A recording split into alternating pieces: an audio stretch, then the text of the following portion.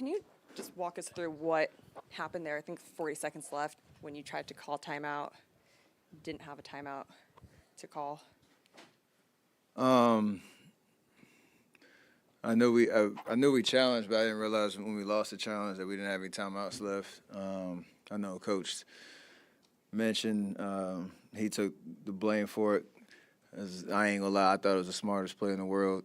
When I got the ball, turned around, saw a trap, realized there was no real outlets. Instead of turning it over, it's kind of the heady play, but it turned out not to be. I looked over at the bench and everybody was shaking their head.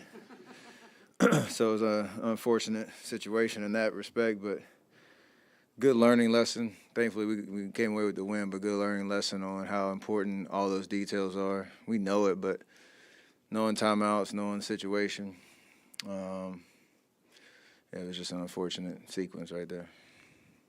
What did you think about the two, decisions that involved Draymond today? Him coming off the bench and then in the second half starting him on Fox. I mean, we talk about it a lot around here, around doing whatever it takes to win and everybody being able to be flexible on what their role is, what they're asked to do from the top all the way to the bottom. It's well documented.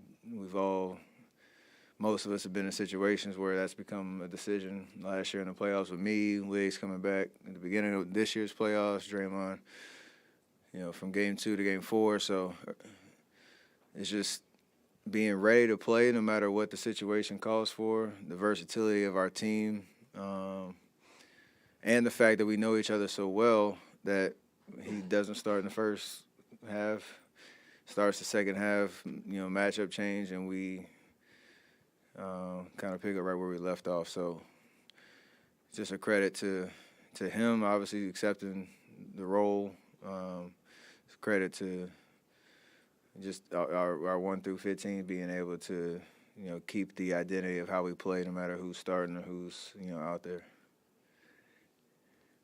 Over here, stuff. The last possession when you guys were on offense is about a 4-second differential. You took the shot, I think, with about 12 left. Can you take us through that possession, please? It's always a balance of, playing the clock and trying to find the best shot because obviously if I make the floater, we're up 3 with 10 seconds left and you like that kind of position to have one more stop. Obviously, I missed. It was a little fight for the rebound. They called timeout with 10 seconds left. So, I live with that decision, knowing D. Fox kind of went for a phantom steal. I had the whole lane kind of wide open, made a decision. I live with it. Wish I would have made it, obviously, but we were able to get one last stop. So that's the nature of the playoffs where I analyzed that possession, figure out what I could do different. Had they made the shot, it'd be a different context, but, we played to the buzzer. Steph, can you describe the level of desperation you still need to have in a Game 5, a swing game, knowing that the winner has a chance to win the series on Friday?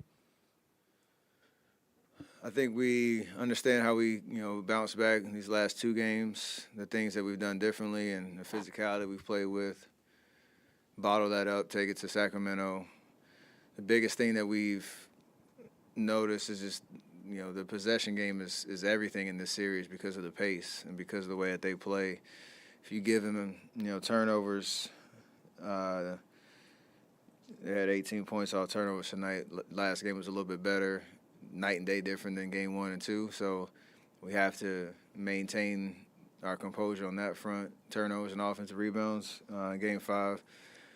Like you said, it's a great opportunity. We know we have to win one in that building to get out of this series.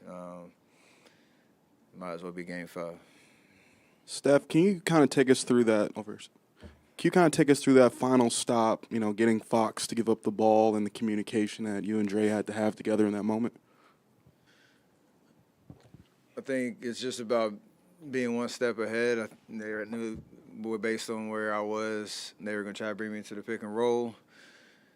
And all you want to do is just try to keep a body in front of Fox. You know that down 1, they're in the bonus. You can't foul. And they're probably going to get a shot off. It's just you want to make it as tough as possible. So he came off, was able to kind of make him change directions. He bobbed the ball a little bit, and then I felt Draymond on my right side, and he was right there in the right position. And then right there is just a read of knowing he picked the ball up, Draymond's got him squared up. I'm not doing anything at that point, so go, chase HB off the line. He got a clean look, but it was a late contest that I tried to get up there and bother it as much as possible, make or miss league, and you just want to just think as much as possible through that 10 seconds before the shot gets up, because we just needed one stop. Steph, Draymond said that after the game 3, he came and talked to you and, thanked you for having his back. And as you noted, he just, by coming off the bench, it's kind of a part of a long Warriors history during this run of people going back to Iguodala, being able to sacrifice their ego. Does even though you obviously don't want him to be suspended, but did that whole thing kind of snap your culture, has it been a force of, reminding you guys who you are? Or maybe you don't need a reminder. The reminder was being down 0-2, but definitely up the ante with, without him in Game 3, understanding how important that game was, because we talked about it. You lose that game, the series is pretty much over. No teams come back from 0-3, so gave ourselves an opportunity to win a big game tonight, and he was a monster on defense. Just kind of plugging holes and being a disruptor that he is. And to your point, that's exactly how we need to play. Everybody just being ready to, take advantage of their minutes and, do what they're asked to do when they're called to do it. That's the only way we get out of this series and do anything special this year in the playoffs. Just the way that we're built and the way that we're constructed and the history of how we've done things over the years. Steph played 43 minutes tonight. Is this a case where you're telling Steve, hey, it's okay, press the minutes? Is he communicating with you? Do you have to approach the timeouts differently? He mentioned, I think, a couple days that you're kind of closing your eyes and almost meditating through some of your rests. Is there any different thing that you're feeling when you know you might be playing 40, 41, 43 a night? It's the whole routine and process of how you get ready for games, how you take care of yourself from a recovery standpoint in between games, and in the game when you come out, whether it's a timeout and you're going back out there, or your break's coming, being really intentional about maximizing the rest while you're over there. I know my rotation when I'm most likely coming out, quarters 1 through 3, and then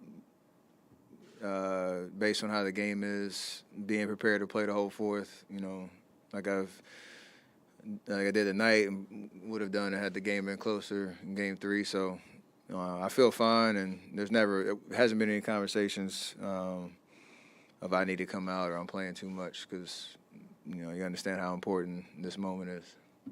Hey, Steph, they over here. They in the fourth quarter they erased your 10-point lead and ended up taking the lead. After that, you scored 7 in the next 8 points for your team. Is that an active decision to start looking for your own shot a little bit more? It might not look like it, but I'm always looking for my shot.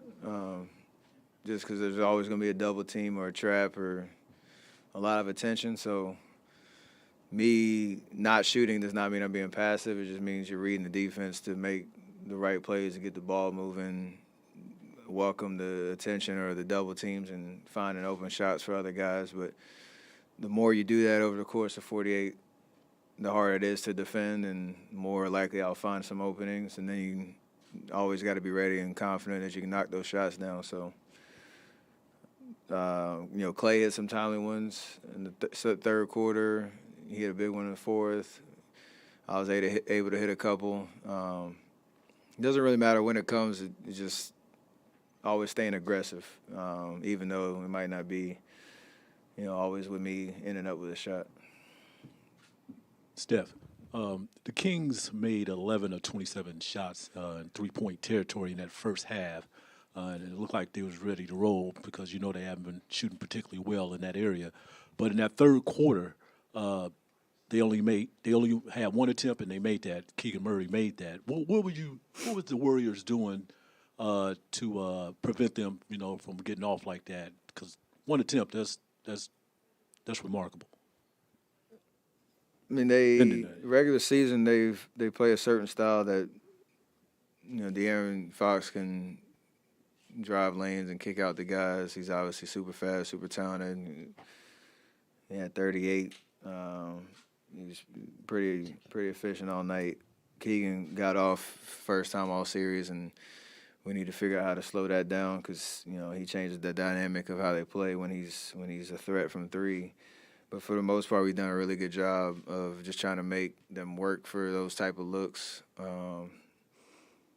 Sticking to our game plan. So I think obviously the way that they shot the ball, kept them in it, kept the momentum, or they gained momentum at certain points of the game because they got hot from threes. And we know in their building, if that happens, their crowd gets into it. So we have to, try to figure out what that third quarter really looked like and try to do it for all four in Game 5. Do I get all three or what?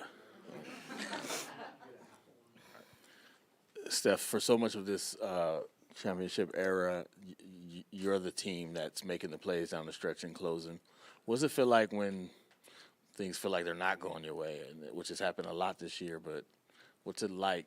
Is it just about surviving it and that's what makes you champions, or is it just weird to be in a position where you're up and the game is pretty much over and then things go wrong? Man, every game is just a different challenge. The regular season playoffs, teams are coming at you. Especially like this year, this whole year, as defending champs, we're getting everybody's best shot, and whether it was self-inflicted wounds or whether it's teams just getting hot or whatever it was, there were games that we let go for a lot of different reasons. We've learned from that in the sense of being able to stay, maintain our composure and not get too rattled by those runs that happen because they're, Sacramento's a really good team, and the way that they started the fourth quarter early in the year might have wrecked us a little bit because we didn't really respond well. So, trying to learn our lessons and stay composed, understand it's a long game, and the biggest thing for us is when we settle down and don't turn the ball over, usually good things happen. I think that's the one thing that was our Achilles heel. Not just the turnovers that we always have, but the untimely ones that allowed the game to kind of get out of hand. So we've done a better job of that in these last two games, and I think that's a big difference. Stephanie, you guys were down at the half, come out of the third quarter, and you dominate the third quarter. Defense better, deep rebounding better. What was behind the energy that came out in that third quarter?